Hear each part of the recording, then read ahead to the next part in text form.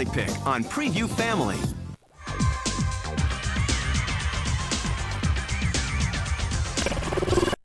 You want to make a lot of new friends in a hurry? Or eat King Neptune's version of a hot air balloon. Or improve your handicap while you're still on the 3rd floor. All of this can only happen in one place, Tokyo, Japan. Hello world, I've been waiting for a chance to see your face. Oh, hello world, I am ready for a different kind of place. And I'm flying to somewhere else, 'cause I'm searching for something else. And I'm leaving, I don't know where I'm gonna land. Oh no, yes, I'm leaving, I don't know where I'm gonna land. Hello and welcome to Travelers in Tokyo. I'm Pierce. I'm Barbara. And I'm Patrick. We're standing in the gardens of the Imperial Palace, home to Japan's royal family. Now, even though the city dates back to the 15th century, this is one of the few historic sites to be found in today's Tokyo. Wars and earthquakes have pretty well wiped out the kinds of buildings that tourists typically flock to. As a matter of fact, Tokyo averages a big quake every 60 to 70 years, which means we're about due. Great, there's something to look forward to. Actually, for one reason or another, the face of Tokyo has changed many times. In fact, the shores of Tokyo Bay used to be a lot closer to here than they are now. But as the city continued to burst at the seams, it just burst right out into the bay. And when they ran out of land to put people on, they just made some more. Entire districts are built on top of landfill. Even from here to the port, a distance of about 3 miles, it's all landfill. Here in Tokyo, the face of many rivers, even the bay has changed just to accommodate the ever-growing population. This isn't a typical Tokyo scene. What's missing? People. Millions and millions of people. It's one of the largest cities in the world. 30 million people live in Tokyo and its surrounding suburbs. 12 million alone live in the downtown area, and another 2 million commute into the city every day. But to the people of Tokyo, it's just business as usual.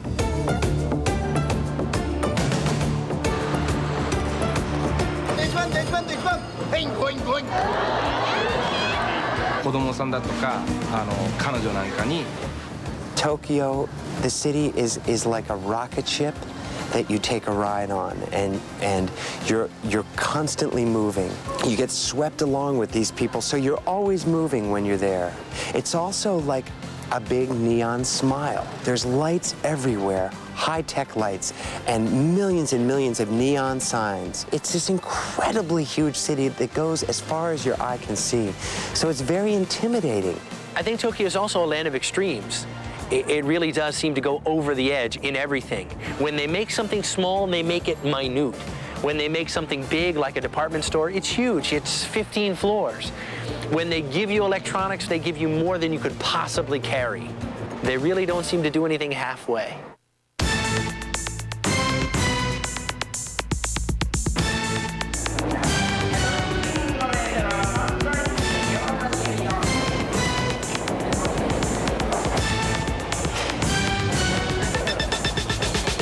This is Shinjuku Station, the busiest subway station in one of the biggest cities in the world. 2 million people commute in and out of Tokyo every day. Now this is track 2 at morning rush hour. Every minute and a half, a 10-car train with up to 3,000 people crammed into it pulls out of the station. How do all these people get on so quickly? They push.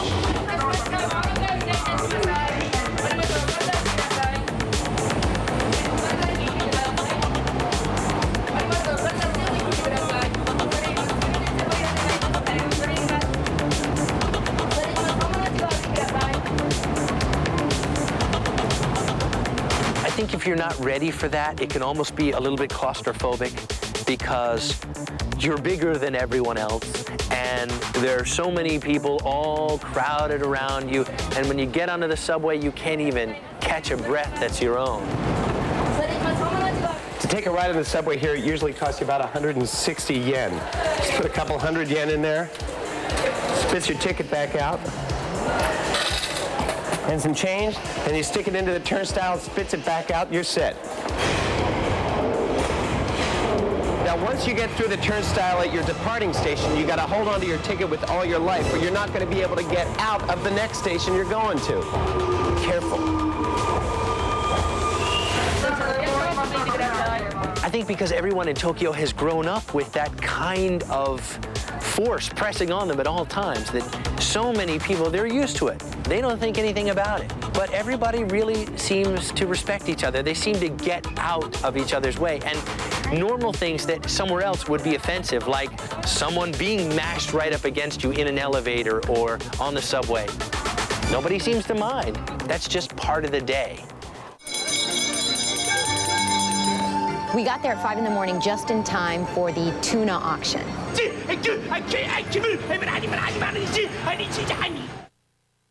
This program is brought to you in part by Alamo. No worries, no hassles, just...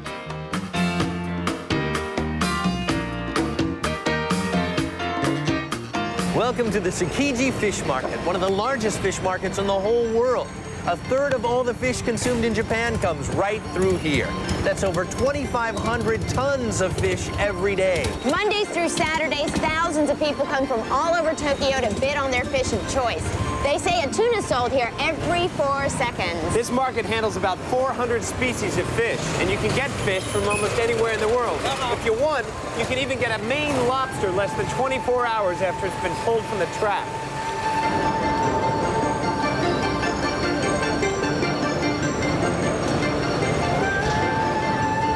I've never really seen so many fish in one place either. I gotta tell you, and they're huge.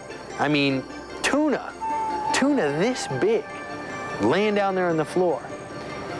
And you gotta kind of be ready for this sight though, because the tails are cut off so that the buyers can inspect the meat, and it's shoved into one of the gills.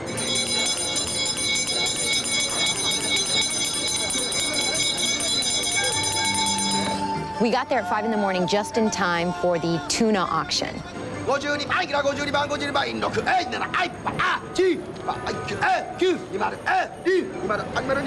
The auction was chaos. It was a real Japanese scene. When the bell rings early in the morning, that signals that the auction is about ready to begin.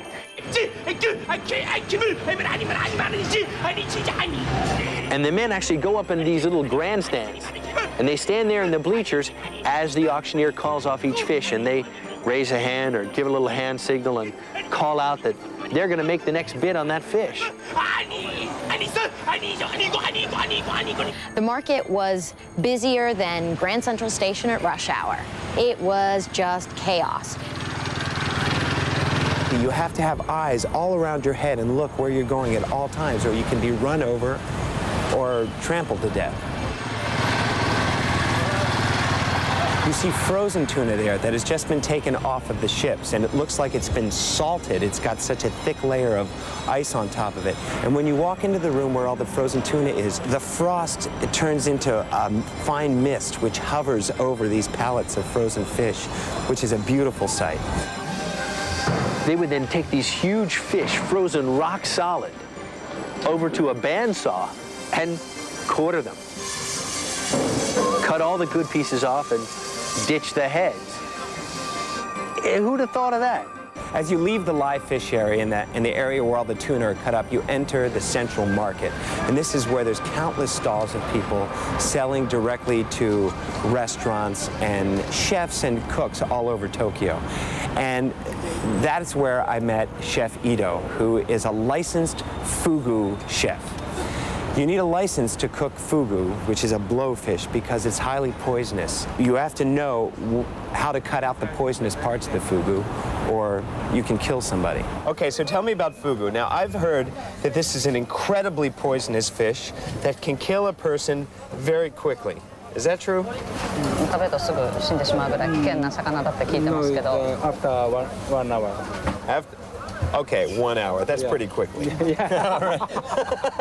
He pointed out some of these poisonous organs to me: the eyes, the intestines, the stomach, in some cases, the skin.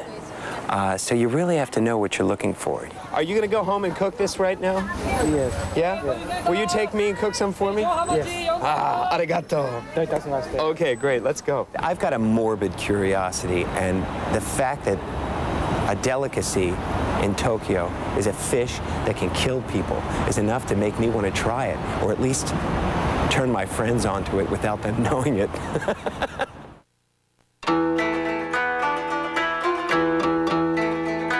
As we leave the fish market, Pierce tells me he's got a surprise for lunch for Barbara and I. And hey, as long as Pierce is taking care of lunch, I'm game. He takes us to a restaurant, and I can't even read what it's called. It's all in Japanese, but it's a beautiful place. And he seems to know the chef. Patrick and I sat in the back, waiting for Pierce to bring out some of the food that they had prepared, and waited. So, except for the poisonous parts, you can eat everything of fugu. For example, of course, the meat, of course, you eat, but the skin, skin can be prepared in the same way as sashimi, so you can eat the skin, and even the fins. You can put some fins in sake, Japanese rice wine, and that's sort of one popular way of drinking sake. Fugu is sliced very thinly, and it's presented very delicately on a plate depending on what dish you're cooking. But he really was making these little works of art. So I think having your own restaurant is almost like being able to express yourself. People in America might think or might wonder why we eat this poisonous fish. But for us, it's very natural to eat fugu.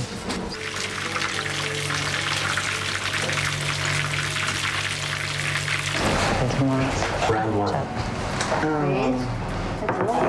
It's beautiful. Yeah. This is sashimi? Yes. So raw fish, sashimi. Okay.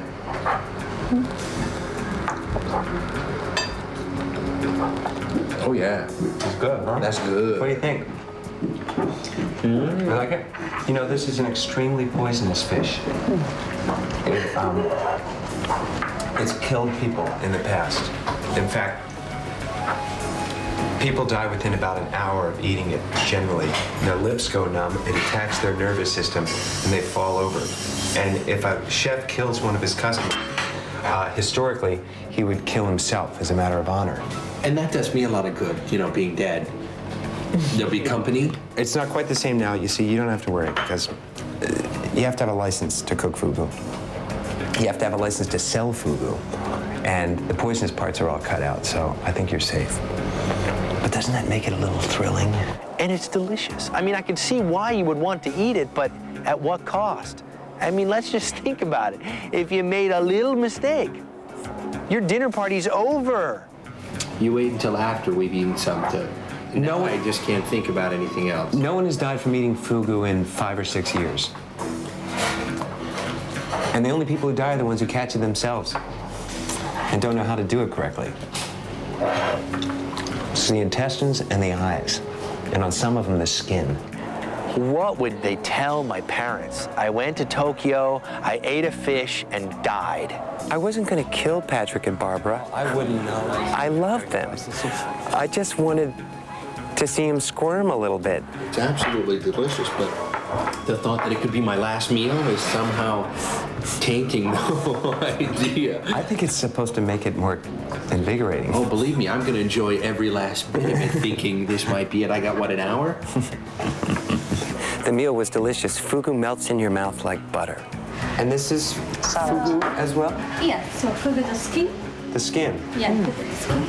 I thought you said skin was poisonous. No, only on certain fugu. Not on this one. No. It was food for the gods. It was amazing. It tasted just as good as it looked. Arigato. Good. That's delicious. If you can get over the fear, it's absolutely delicious. It just melts in your mouth. It's a very light, wonderful fish. But, you got to be pretty adventurous to put a poisonous fish in your mouth. Arigato. Thank you so much. This has just been incredible. To you. Fabulous. And good fortune to your new restaurant. I got to tell you something. That store did something to Barbara. I mean, it sent her over the edge, She was out of control. This bag is bringing me to my knees.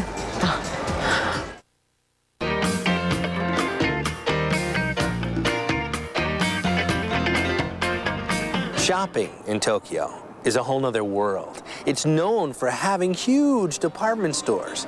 Pearson Barber and I went to a store called Takashimaya. 14 floors of shopping wonder. I mean, if you can't find it in this store, you don't want it. And there's a whole hustle and bustle that goes on even before the doors open. It reminds you of being inside a beehive. There were people primping and sweeping and polishing and rubbing and placing perfectly and walking away and placing again, you know? It almost doesn't look like a store that people go into. It's too neat, it's too perfect, it's too clean. Then there was a meeting, and they find out about the day's events and the day's sales and whatnot. So everyone just listens attentively, and they each have their own notepads. They make notes and stuff. They nod. They bow. It's a remarkable thing to see. They even have greeters at the doors to bow and say, "Ohayo gozaimasu," good morning, welcome to the store. It just really starts the day with respect. It makes you feel very welcome. Makes you feel like, I want to spend some money here. Look at this great ring. Ah, the ring, the ring. I just knew I was going to be fierce with that ring on at home. Oh, look at this one. I knew my friends were going to say, "Oh, where'd you get that? That was an original." So I want it all for me. See, that's the cool thing about shopping in Japan. You know you're going to bring it home, and no one's going to have one like it. Oh, God, it's just too much. It's just too much. All of it.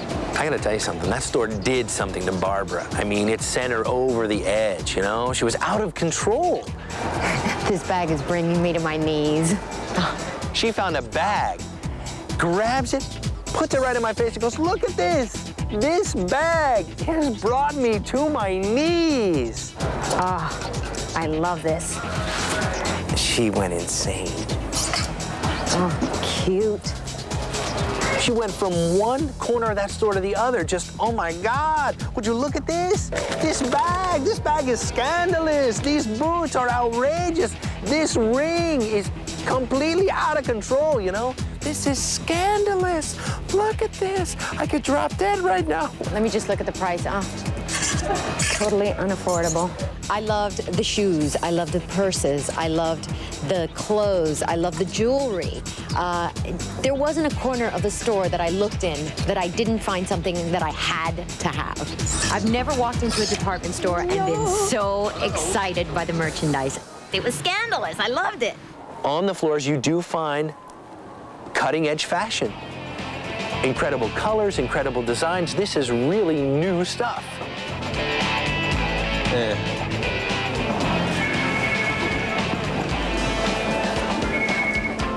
Yeah?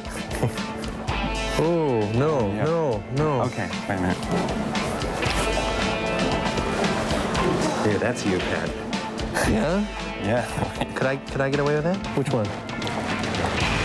Can I get away with that? It's the lesser of two evils. Okay, I'm gonna find something good and subtle. What do you say? Yeah? Impossible. Come on. Hey, Pierce. Yeah. Help me pick out a nice shirt, huh?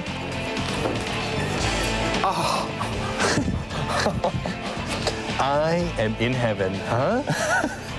We should try and find a suit that's like this color for you. Suits. Some platform shoes. This is you. And this is not you. Thanks. Yeah, this is it. That is me. Space is very precious in Tokyo because there's not much of it. So the concept of the store is there's wide open space here. You can breathe, you can shop with this sense of openness that you don't get in other places. You look up there and you see how many floors keep crisscrossing through that thing. Oh, yeah. I honestly think you could spend a week in the store and not get bored. I mean, you can already do all of your shopping from clothing to shoes to stereos to appliances, but they've got a huge record store in there. They've got a whole floor of restaurants. They've even got an IMAX theater in there. You can go in and watch a movie in a huge wraparound state-of-the-art theater. There's 28 restaurants in the whole department store. I don't know how many are on this one floor, but you can go from one to another to another. And one of the things that they do is they display the food shellacked in a window. And so if you don't speak the language, you can just point to what you want. So Pierce and I finally find Barbara deep in the clothing department. We drag her kicking and screaming out of the store. And, Barb, any day? Come on. You guys, wait a minute. No. And you know what?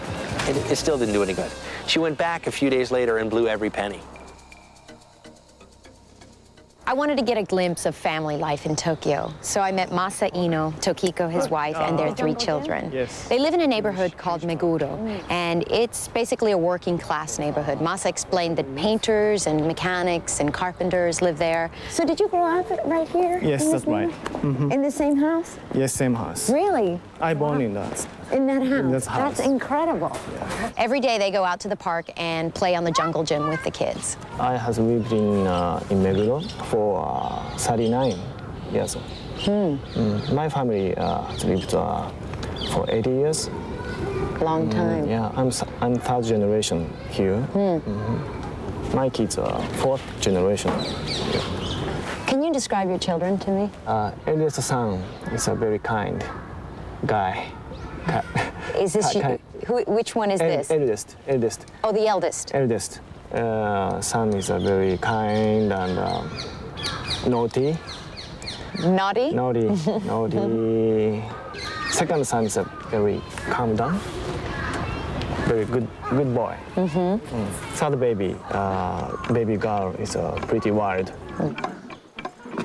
How many families live in your apartment?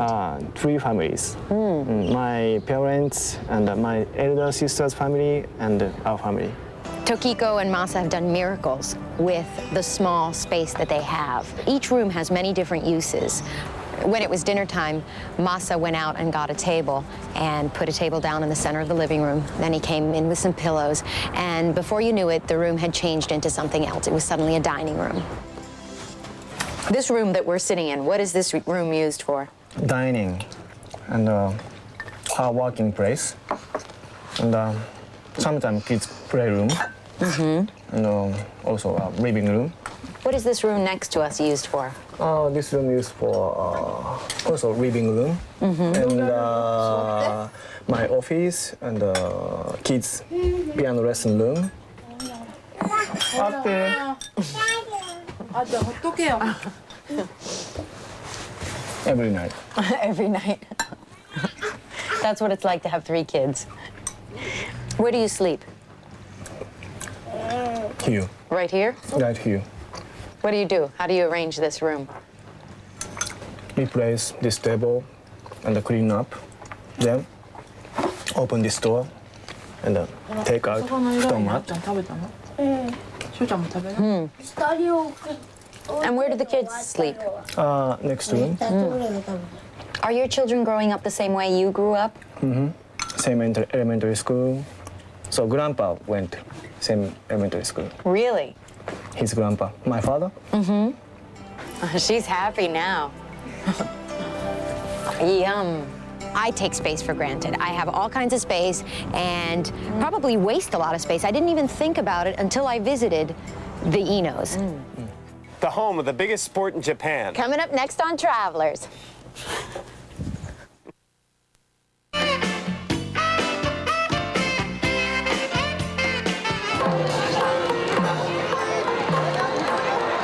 Barbara and I went to see this outdoor sumo match at a Shinto shrine in Tokyo.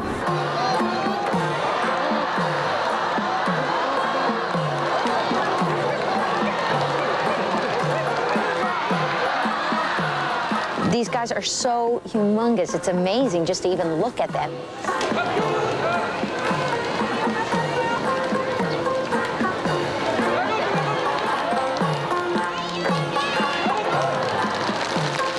It was was such a peculiar experience because people were shouting out for their favorite sumo wrestlers, young girls. Like, sumo wrestlers are thought of as rock stars in Tokyo.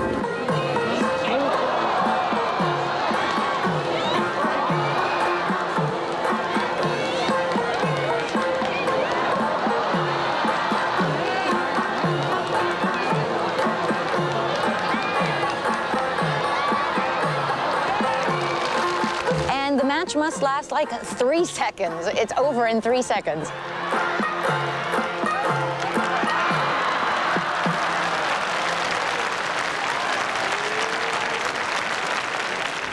For many people, sumo is synonymous with Japanese culture.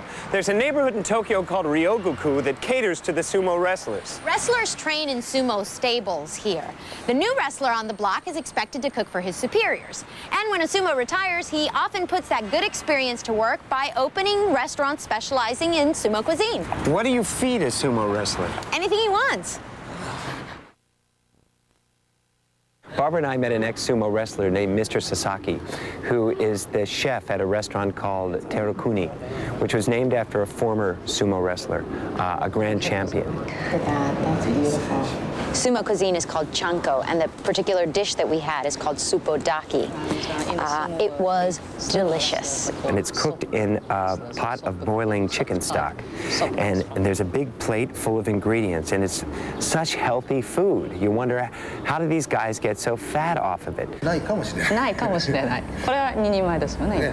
これは普通は2人前なんだ。One of these for each So one. this, yeah. So at the moment, what you see on the plate, this is for two. But for sumo wrestler, this is just a portion for one person. Probably not enough for one wrestler. A sumo would eat this entire thing, or maybe more of it, along with a bunch of rice and noodles and other stuff. So you figure they eat that twice a day. Now you take more? じゃあもう取ってもいいです。So please, just help yourself. Okay. Did you know that when you put your chopsticks in a communal bowl, you're supposed to turn them around? Is that true, Miyako? That's what I heard. Yeah, that's a polite way. You mean I should have just turned them around and grabbed the food out with the other end? Well, if you want to, but with a pot food, it doesn't really matter. There are so many rules here that, customs that I just feel like if I'm not careful, I could insult somebody any minute. Don't worry. And that's true, you can. And I have, I'm sure. So in this neighborhood, there are about 10 sumo stables to which the sumo wrestlers belong, and they live there and they practice there. It's alive with sumo everywhere you look. They can make an eclipse when they walk past you. The sumo handprint. This is the man's Chinese theater of sumo wrestling. Just a little bit bigger than my own. Just a little bit. Let me see mine in that one. Oh, that's huge. Look, his nails go all the way up to here.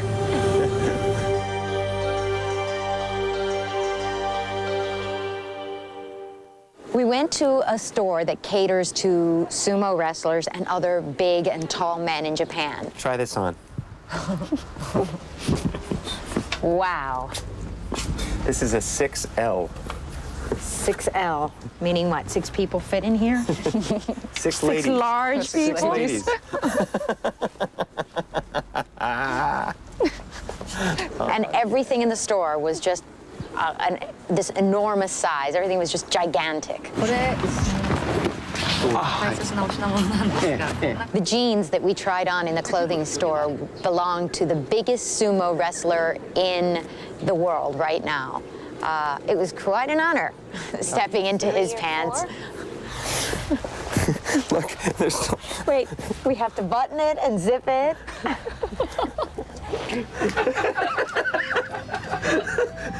Oh, we forgot to put our underwear on. Our boxers. Oh, yeah. We could have fit Patrick and all the other travelers and our whole crew in there with us, probably. That's pretty cool, huh? I'm speechless. The neighborhood revolves around sumo wrestling and the wrestlers. Not only does it cater to the wrestlers with their restaurants and the clothing stores and whatnot, but also it attracts a lot of tourists who come to see and learn about the wrestlers and their lifestyle, and buy souvenirs.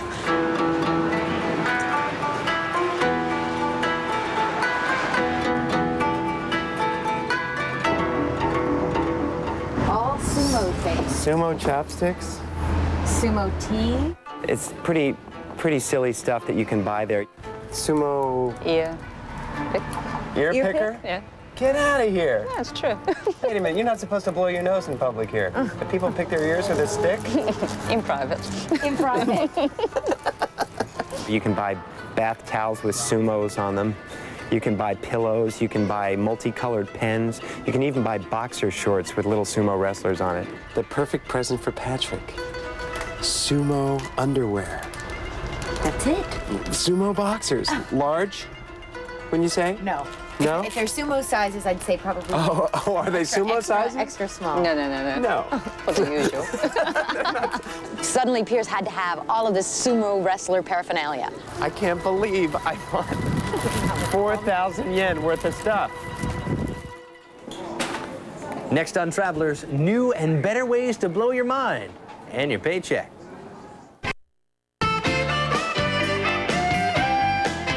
Okay, space is an issue here. But there's got to be some way to blow off some steam, right? So what do you do at the end of the day when you're usually shoulder to shoulder with about 1 million other people? Just say 4. I honestly cannot figure out why golf is such a huge sport in Tokyo. They love it. They're so passionate about this that they have 24-hour, 3-decker driving ranges. You can go out any time of the day or night and hit a golf ball. When I first went to the driving range, I wanted to just get a few clubs and get up there and whack some balls. They gave me a set of golf shoes, which points to the first problem here in Tokyo. Let me try for just 1 second. It's a little bit small, but you know, maybe I'll bend some toes. Or I have to cut like my heel off. And I said, look, this doesn't fit. Can I have anything bigger? The guy says, no, you have the Sasquatch boot as it is. Nothing's going to fit. Wear your boots and go hit some balls. You know, I'm not much of a golfer. I've never even played a round of golf. Ooh. Boy, you can't even see that one, can you? And I think the golf pro just took such offense at what I was doing to the golf clubs that he came over to try and give me a quick lesson. Oh. You're gonna help me figure this out? Okay. Here. Oh, farther down. Bend my knees. Oh, stand up a little more. Okay. Okay. Oh. Put my thumb flat there. Okay. I got it covered. Oh my gosh.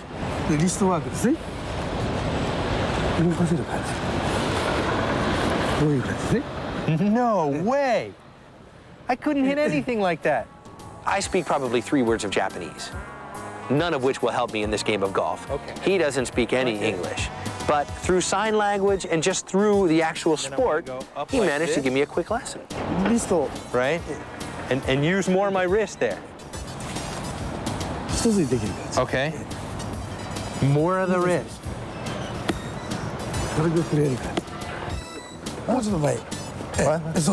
Oh. Here? Okay. You know, form is one thing. Hitting the ball is a whole nother thing. You know, in order for me to stand the way he wanted me to stand, I couldn't even see the ball anymore. And then he's gonna laugh at me when I can't even make contact. You gotta be able to hit the ball. It's really tough. Whoops. I almost killed that guy over there. Nice. Nice one. That was a good one, huh? Nice. All right.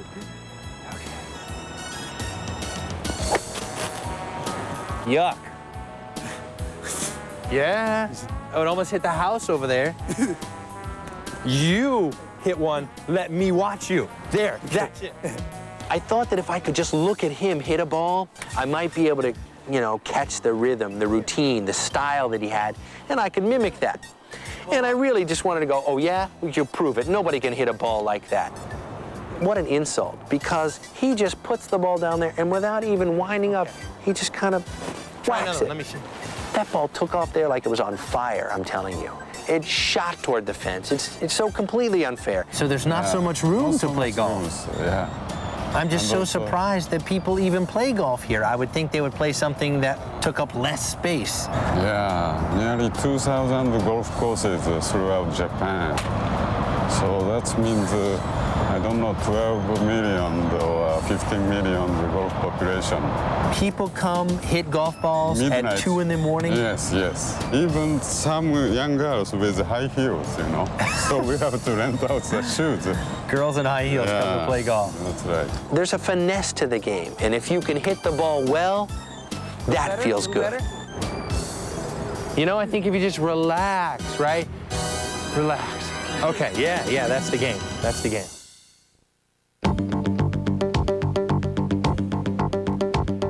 There's an entire electronics neighborhood in Tokyo called Akihabara. As soon as you hit the neighborhood, you can tell you're in an electronics area because the streets are just lined with lights and bright colors and things right out on the sidewalk. Phones, faxes, computers, anything with wires and batteries in it. It's right out there for you to kind of walk by and grab. I went into this one store called Laux and was completely blown away. You can find anything electronic, electrical, all at a discount. You are filled to the brim with cutting-edge technology. This is stuff I've never seen anywhere else. Look how tiny this phone is. Look at that. That looks like it's made for a child. Right, but it's very popular.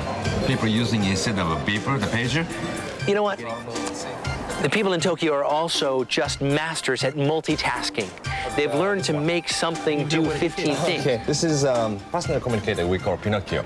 You can put the schedule memo or handwriting schedule memo or telephone number. You can send a fax to anywhere. This is also fax machine. This? All right, so I scribble a little note in there, and then I can fax it to anyone by hooking it up? Because this is also phone.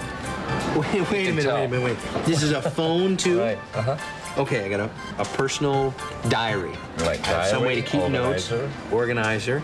And I got a fax phone. machine. I just like talking to it like this. Sure. And then fax machine. I can fax stuff. All in this little thing. Yes, yes. What else does it do? Make coffee? I mean... No, not that yet. Might be next year. That's a TV? What do I plug this into? This any video output, like a video recorder or a Laserdisc or DVD or TV, any video output. But you can't let your friends see you watching TV like this, because, come on, they'll all make fun of you. Let me show you a camcorder that we call digital passport side camcorder. This is it. That's See how small? Wait a minute, this is a recorder? This looks like a... This looks like a toy. Right. 60 minutes of tape on this little thing?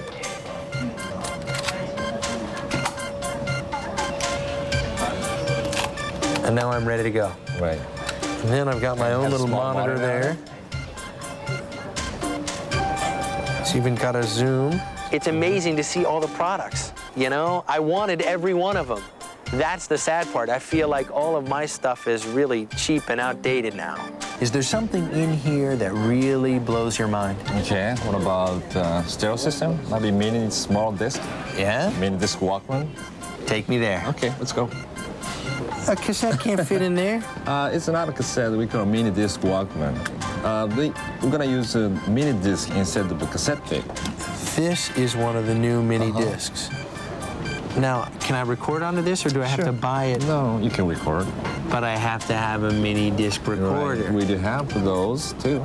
And this is a laser disc. This is actually that same CD quality. Yes. In a tiny disc. Now, from what I hear, the prices are still better if you go to Hong Kong or Singapore. It's the selection here in Akihabara. You can find all this cutting-edge electronics that you can't find anywhere else in the world. Even TVs in a can. And phones, to video cameras, to TVs, to disc players, to VCRs, to TVs, to cameras, to cassette players, to stereos, to massage chairs, to phones, to fax machines, to more phones. It's all here in Akihabara. Yo, hi. Fuji Television is Channel 8 in Tokyo. A married woman is having an affair with a music teacher while living at her mother-in-law's house. You know?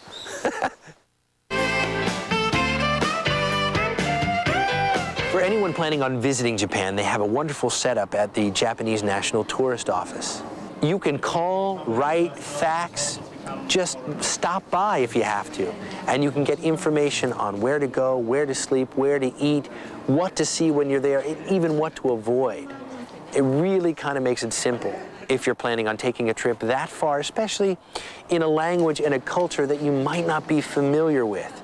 It sort of eases that transition from another culture into Japanese. Overseas visitors will get more or deeper understanding in Japan, and maybe Japanese people and overseas visitors can understand each other better. The building that the Japanese National Tourist Office is housed in is a monument. An architect came over from New York, and they actually spent $1.5 billion to create this work of art.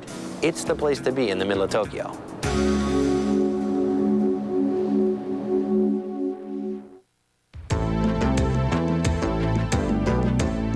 Japanese television is pretty unique. And Fuji Television is Channel 8 in Tokyo, is one of the bigger networks. They just moved into a new building a few weeks before we got to Tokyo. And it in itself is this high-tech sculpture of a building. So you have a nice view of the Rainbow Bridge. Yes. And then you can look up at the sphere. It's kind of futuristic. But it's also a pretty remarkable TV station. They employ 1,500 employees and bring another 2,500 in from the outside. So at any given time, there's 4,000 people working in this building. We have 10 studios, and we're filming our own programs inside and doing the post-production to broadcasting, everything inside. And we actually got to see a couple shows in the making. First of all, we went into the newsroom. How many people are working here in this newsroom? I think nearly 400 or so. 400? Yes. How many cameras and cameramen do you have working in here? Here, just on this floor, we have 8 cameras. For making news outside, we have how many? 40 or 50 camera crews. They even have a camera that moves on a track above the newsroom that can take tracking shots of the newsroom, but is also on this 10-second delay timer. So if there's an earthquake in Tokyo, it's always running. When the earthquake really happened, you know, everything, these lights start shaking and everything, and you can record it. It does that automatically. We also got to go backstage to the taping of a soap opera called Mrs. Cinderella. The storyline of Mrs. Cinderella is pretty racy, you know? A married woman is having an affair with a music teacher while living at her mother-in-law's house, you know? How many soap operas are on Fuji Television? 今ドラマは富士は5枠あるんですよね、ゴールデンタイムにね。There are five hours in the golden time slot. The golden time slot? Yes. What's that? And that we call a golden time slot from 7 in the evening to 10 in the evening. Oh, okay. Those 3 hours. Are soap operas very popular in Japan? Yes, very popular. You can see a lot of different kinds of shows on Japanese TV. Soap operas, the news, sports, and variety shows. And at Fuji TV, they have a music show called Music Fair, where big stars from all over the world actually will come and do the performance on a big, spacey, high-tech, well-lit soundstage. And Fuji TV is so high-tech that all of their inner workings right now are digital. In another 5 years, they expect their broadcasting to be digital. They're just waiting for all their affiliate stations to catch up with their technology. That's a pretty extraordinary thing. You know, sometime after the break of the year 2000, a completely digital TV station. You guys, I'm gonna have to borrow some money from you guys on the way home. For what? I spent all my money shopping. I know, I went nuts. I lost it, I was out of control. Barbara, how could that happen? I just love the Japanese sense of style, and I thought I better get some of the stuff here because when I get home, I'm just not gonna find it. Wait, you're not completely busted, are you? I'm broke. No, come on. Broke. No, I was counting on you guys. I need some money myself. I saw something in Akihabara. I gotta have it. What? This little mini disc player. Patrick, what do you need a mini disc player for? So I can play mini discs, Pierce. You've got a regular-sized disc player. Oh, but this one's this big and it's orange and no one else has one. So what? So, state-of-the-art technology, first kid on the block with one. Listen to you two. I can't believe how frivolous you're being. Going on about stereos and fashion. Do you realize how old this culture is? Aren't there more important things to talk about? Like what? Like the fact that there's more people per square foot here than in any other city you've ever been to. It's quiet here, Pierce. Yeah, well, this is an exception. And it's incredibly clean and incredibly safe. People aren't at each other's throats here. Everything seems to run smoothly. What keeps people from jumping at each other's throats? It's not that way back home. Back home, you gotta have a big personality. I have to be obnoxious to keep people out of my face. But here, there's no friction. Why? Age-old respect. Think about it. Does this mean you're not giving me the money, Pierce? No, Patrick, I respect you too much All to give right, you the you money. two. That's all the time we have for now. We'll see you next time on Travelers. Right, goodbye. Bye. Respect me with some cash, Pierce. Patrick, put it to sleep.